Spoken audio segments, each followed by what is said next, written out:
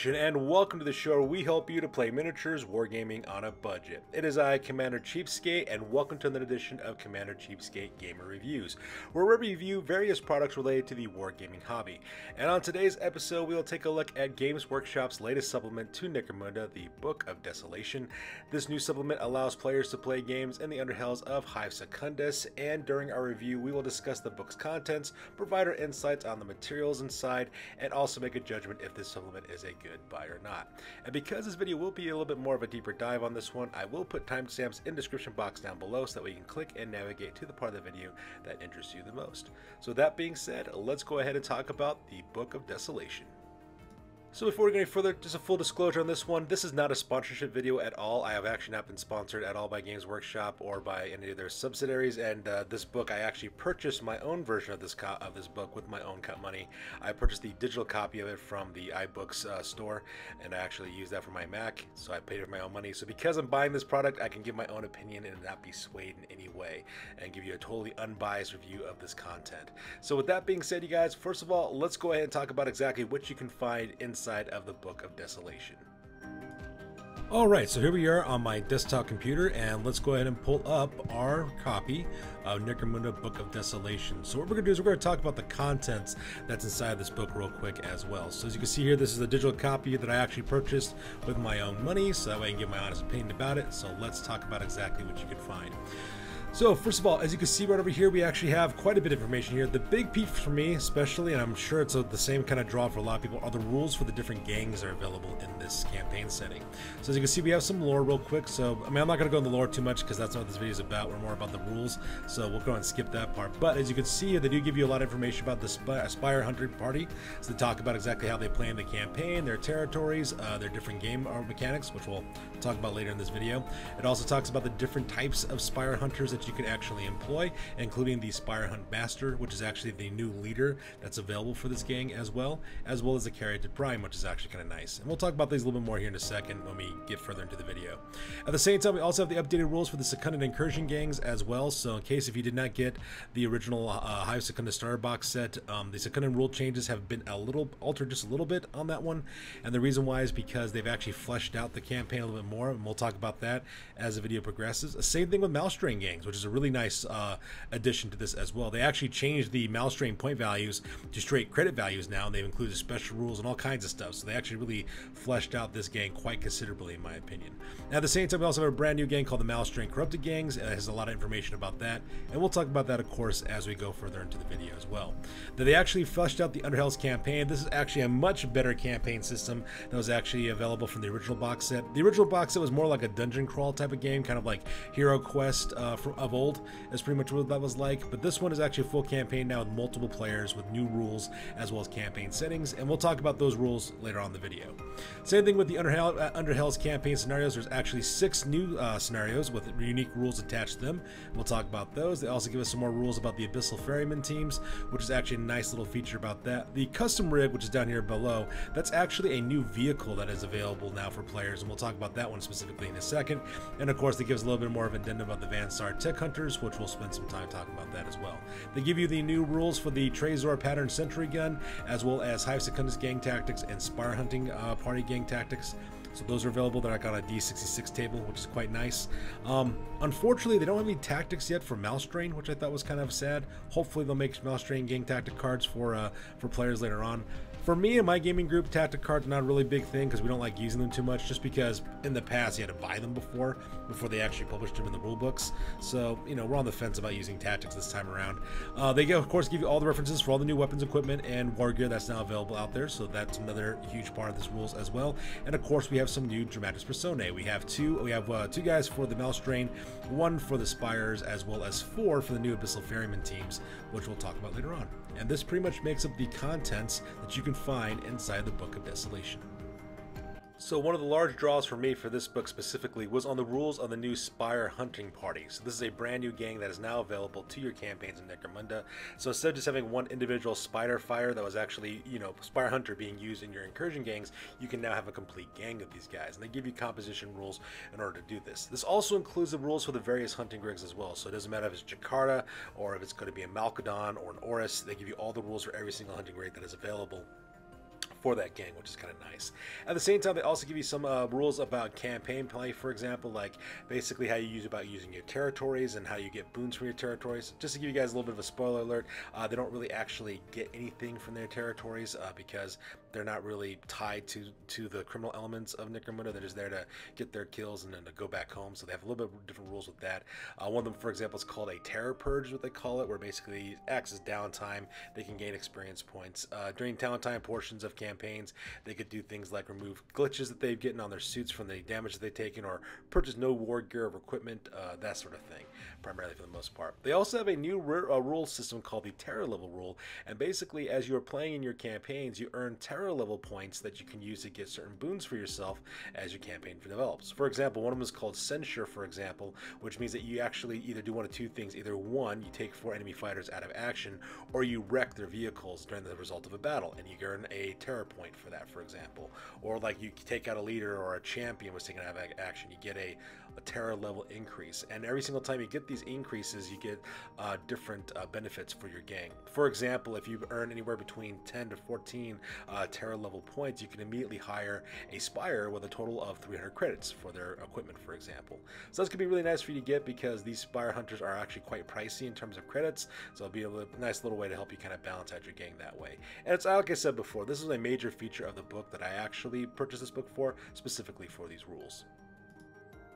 At the same time, we also have the updated Secundan Incursion Gang rules now. So not only are you having the Secundan Incursion Gang rules from any of the original 6,000 Necromunda, this also includes your Ironhead Squat Prospectors, also Paladin Enforcers, and Venators that actually accomplish this as well.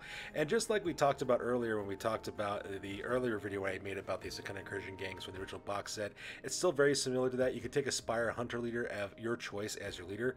The nice thing about this book, though, is that you're not restricted to the Auris hunting rig. You can take a Yeld or a Malcaldon or whatever Spyrer interests you the most, and that could actually be the leader of your gang, which is actually kind of nice. So you replace your traditional leader with the Spyrer Hunter instead, and the rest of your stuff can actually go with them. So you can have champions and stuff and weapons and things from the whatever house gang that you actually have. It's very, very similar to the Hive Secundus box set rules that actually came out earlier.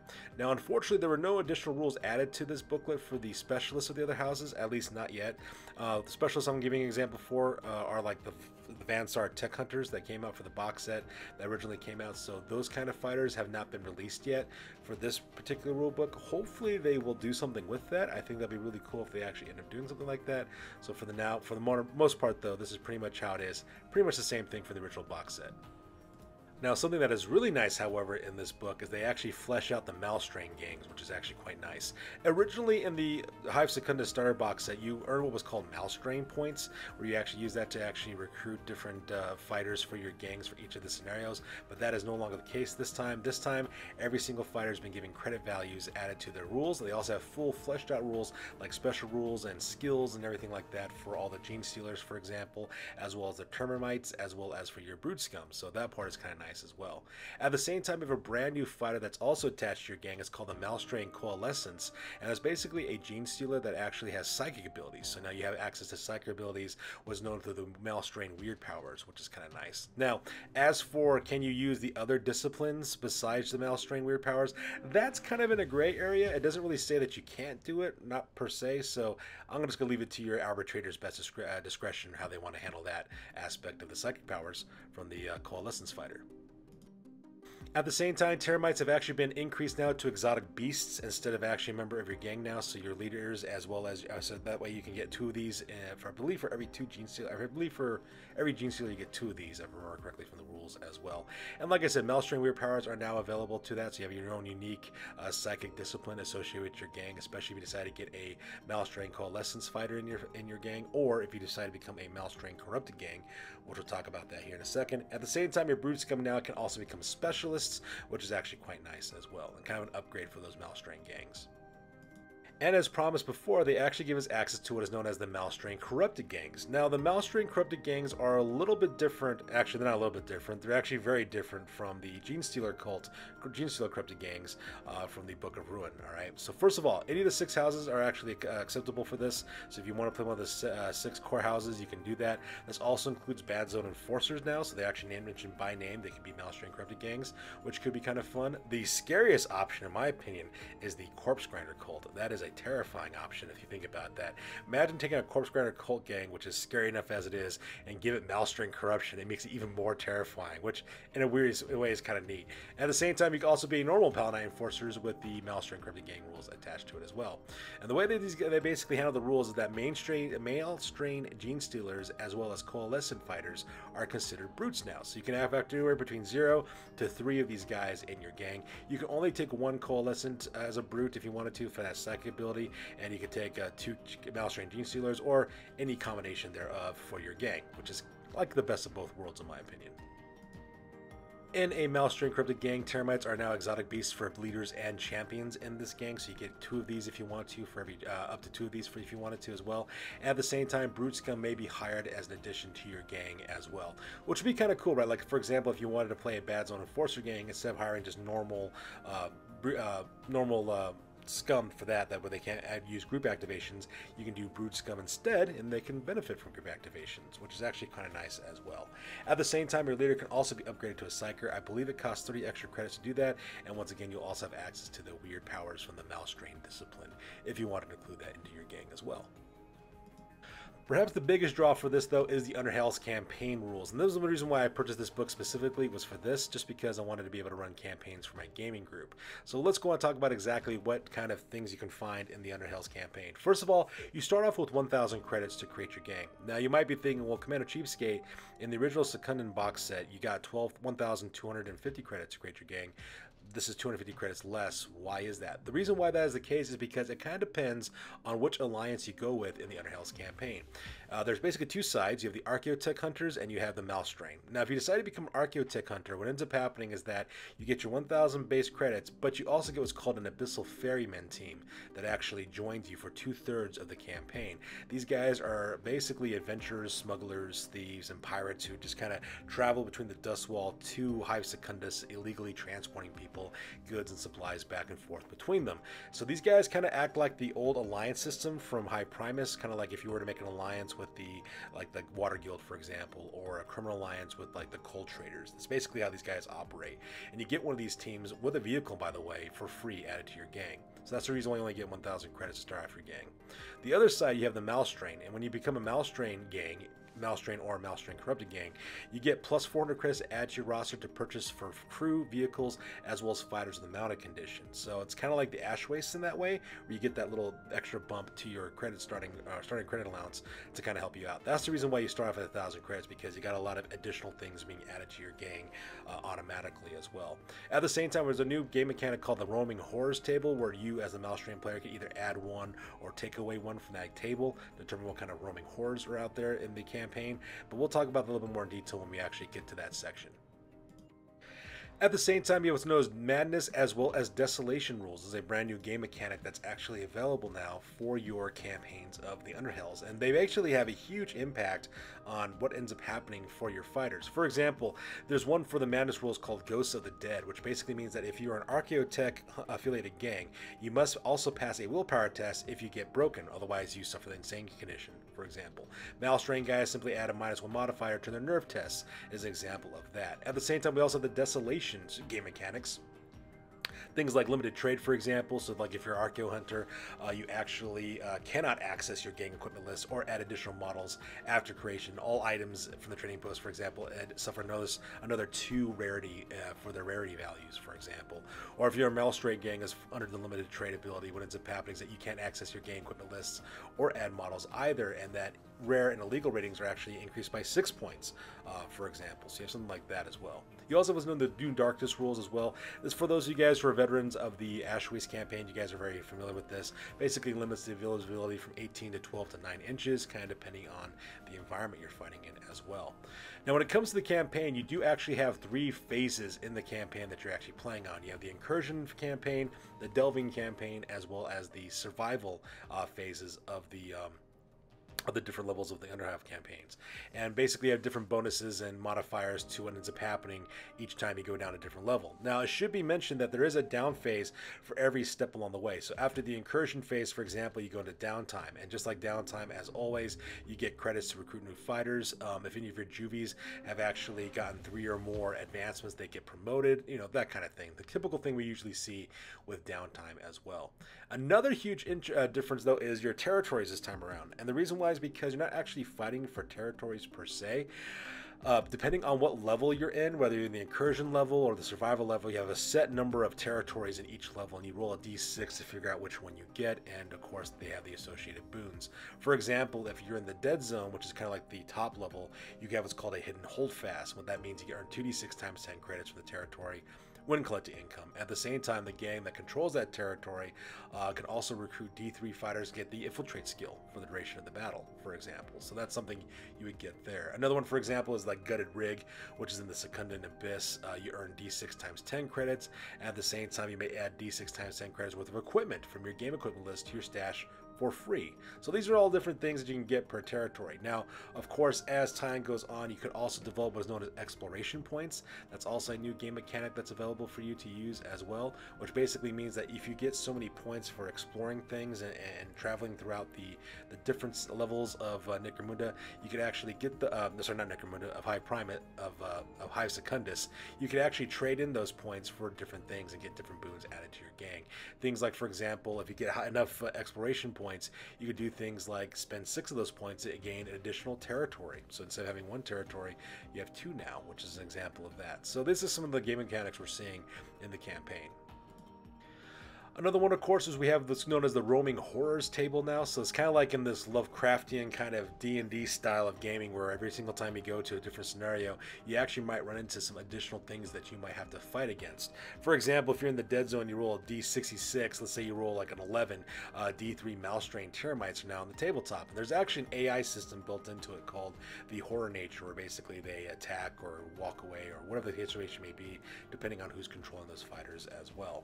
At the same time, you also have 6 brand new scenarios that are associated with the Underhells campaign.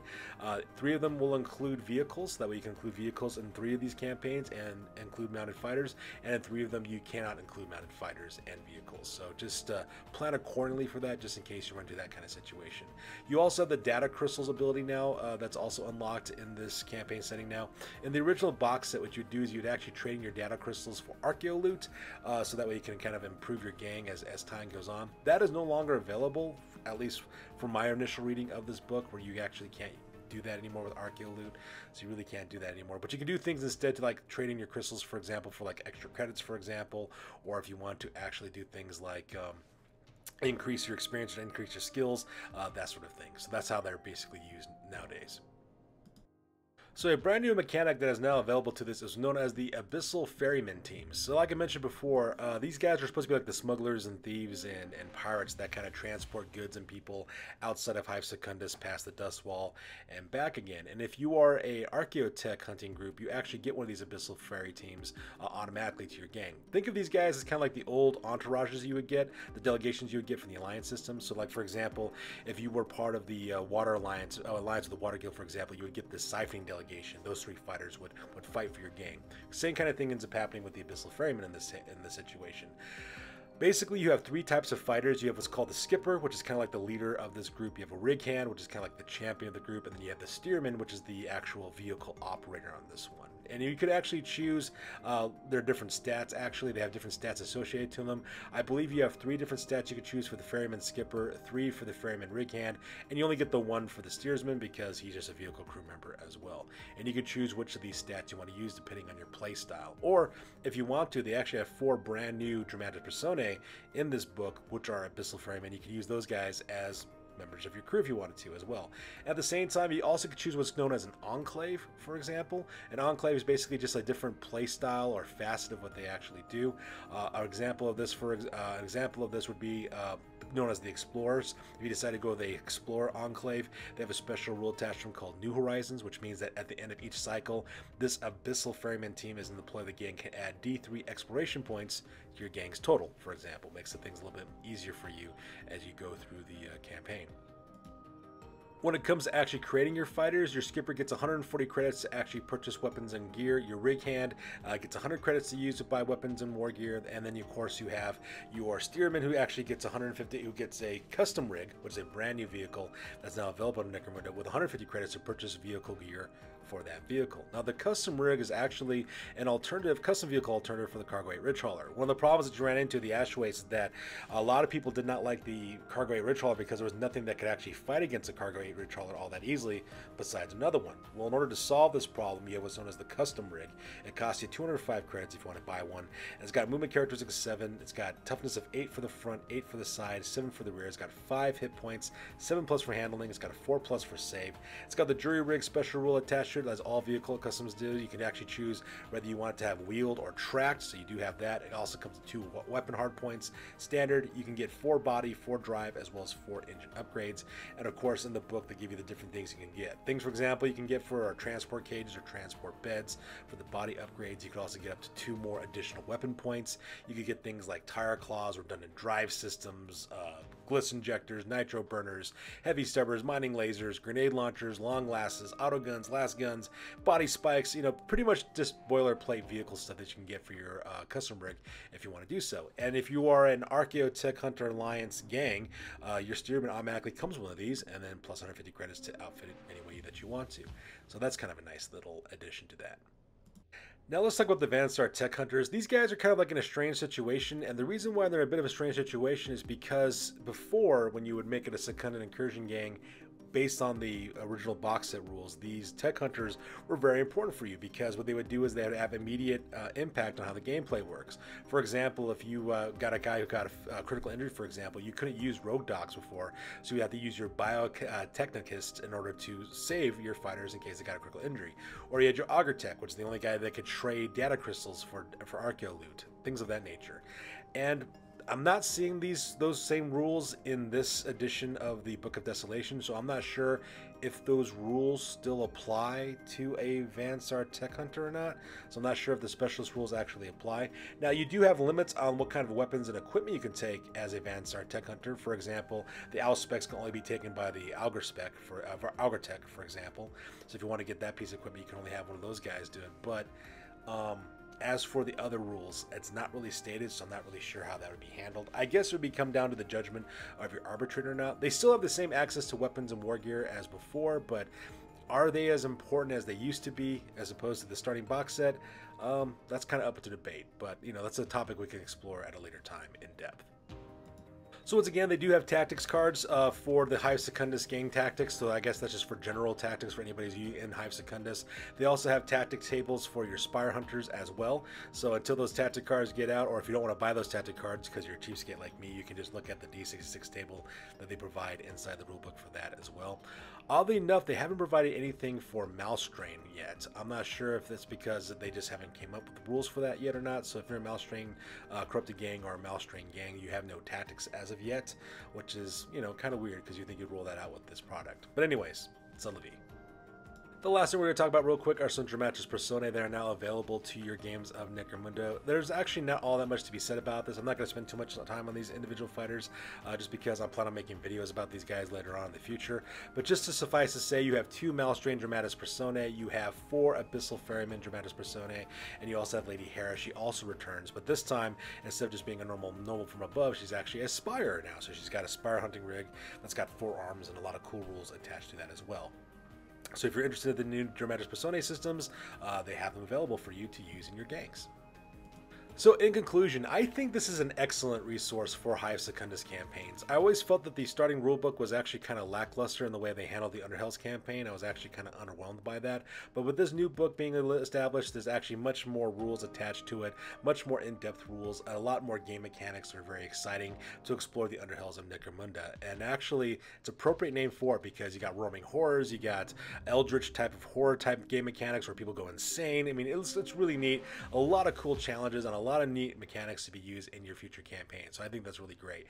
At the same time, they did an excellent job of fleshing out the gang rules, in my opinion, and the campaign rules also look absolutely fantastic. And like I said before, those new challenges you're taking on, I can't wait to see exactly what that would look like on the tabletop. I'm happy that Spyrer Hunters are back, and it's going to be great. Of course, a lot of people are going to complain about Spyrer Hunters because how powerful they are, but, you know, them's the breaks I get. And in the end, I think this is a good buy. If you're a campaign arbitrator who wants to start running campaigns in the Underhells of Hive Secundus, this is a critical one for you, so I would suggest getting it to you.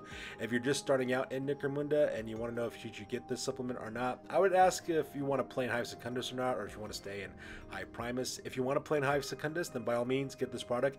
It'll really help you out. If you want to stay in the Underhive of Necromunda Hive Primus, totally understandable. There's a lot of resources available out there on those topics, especially your channels included. I know, selfish, shameless promotion, but you know, self-promotion, but I gotta do that. So you can take a look at those things and also help you out in that community as well. And as always, I am gonna make some more content in the future because this is a new setting for Necromunda, and I will be making new content about that. Same thing with like creating new gang lists and new gang mechanics, all kinds of stuff. So I'll be keeping an eye out for those videos because they will be dropping soon as well.